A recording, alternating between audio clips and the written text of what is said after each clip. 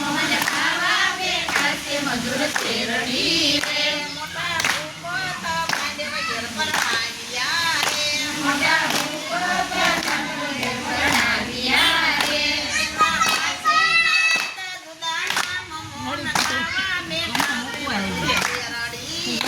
એના પાસેના જુદા જુદા નામ મોહન ખાવા બેઠા છે મધુર શેરડી રે મામા સપુનીએ બાજી ફેરવી રે મામા સપુનીએ બાજી ફેરવી રે એને પામાં કરી કરામત મોહન ખાવા બેઠા છે મધુર શેરડી રે એને ખાવામાં કરી કરામત મોહન ખાવા બેઠા છે મધુર શેરડી રે પાંચ પાંડવ તો ચતુરમાં બેસ્યા રે પાંચ પાંડવ તો ચતુરમાં બેસ્યા રે તો હારી ગયા છે તાવ મોહન ખાવા બેઠા છે મધુર શેરડી રે એ તો હારી ગયા છે ભાવ મોહન ખાવા બેઠા છે મધુર શેરડી રે તો રાજાને પાઠ બધું હાર્યા રે એ તો રાજાને કાટ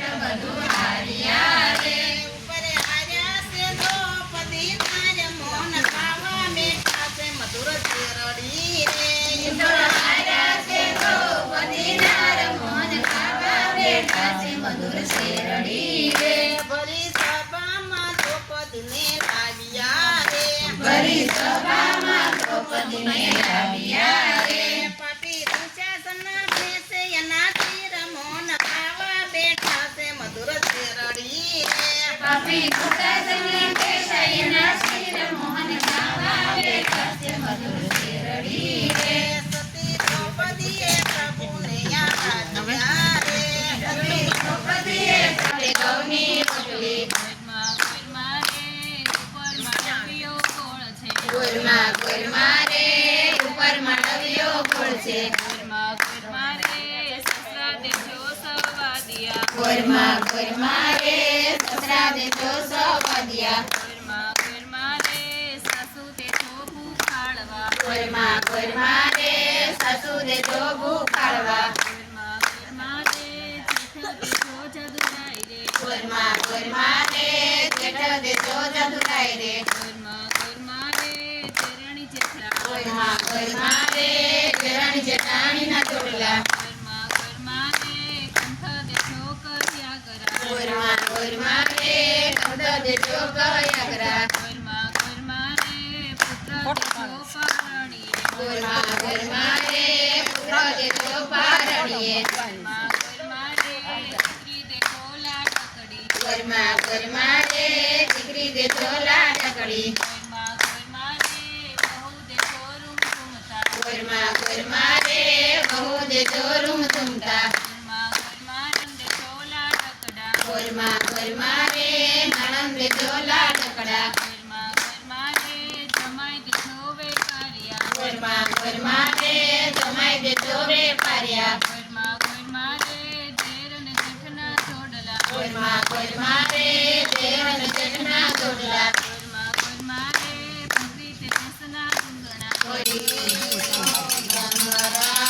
ગંગરાય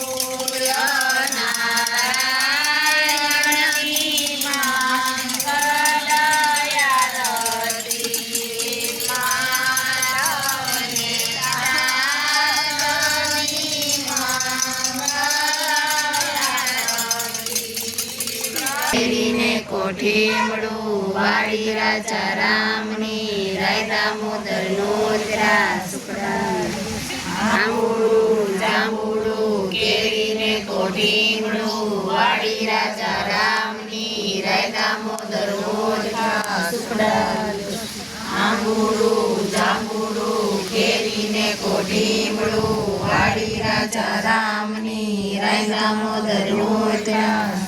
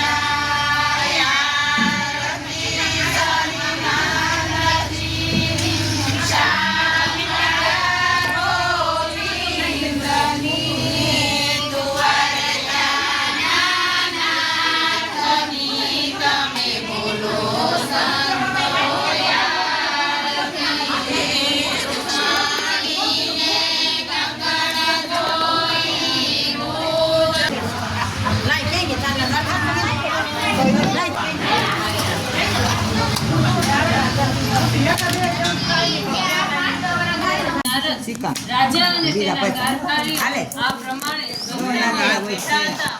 ત્યાં પ્રભુ શ્રી રામની યશોગાથા ગાતા મહર્ષિ વાલ્મીકી ત્યાં પધાર્યા. રાજાએ તેમને નમન કર્યું અને આસન આપી પૂજા કરી. ઋષિએ પૂછ્યું, હે રાજા, તમે શોકમગ્ન કેમ છો? રાજાએ કહ્યું, હે મહર્ષિ, જંગલમાં શિકારે ગયેલો ત્યારે એક પોપટે મને એક શ્લોક કહ્યો હતો જે આ પ્રમાણે હતો. તેમણે શ્લોક સંભળાવ્યો અને પ્રાર્થના કરી, હે ગુરુદેવ, આનો અર્થ સમજાવો અને મારો શક દૂર કરો. મારું આ રાજ્ય સુખ સમૃદ્ધિ મને કયા પુણ્યથી પ્રાપ્ત થયું તે પણ કહો. ભૂત, વર્તમાન અને ભવિષ્યના જ્ઞાતા વાલ્મીકીએ કહ્યું, હે રાજન, ગયા જન્મમાં તું દ્રવિડ દેશમાં સુદેવ નામનો બ્રાહ્મણ હતો. તું શ્રદ્ધાળુ અને ધાર્મિક હતો. તારી પત્ની ગૌતમી પણ એક પરમ સાધ્વી હતી. તે હંમેશા તારી સેવામાં મગ્ન રહેતી. ઘણા સમય પછી પણ તેમને સંતાન પ્રાપ્તિ ન થઈ તો એકવાર સુદેવે ગૌતમીને પૂછ્યું કે હે સતી, આપણે સર્વ રીતે સુખી છીએ, બસ એક માત્ર સંતાન પ્રાપ્તિ નથી થઈ અને સંતાન વિના આ સંસાર વ્યર્થ છે. પિતૃદેવો પણ વંશમાં સંતાન થાય એમ ઈચ્છે છે. સંતાનહીનનું સવારે કોઈ મોં પણ જોતું નથી. મારું જીવન તો વ્યર્થ થઈ ગયું છે. તમારા જેવા જ્ઞાની પુરુષે પુત્રની ઈચ્છામાં સુખની તમે પોતાનો ધર્મ અને સત્યના આધારે પણ સ્વર્ગમાં જઈ શકશો તો પછી પુત્રનો મોહ શા માટે?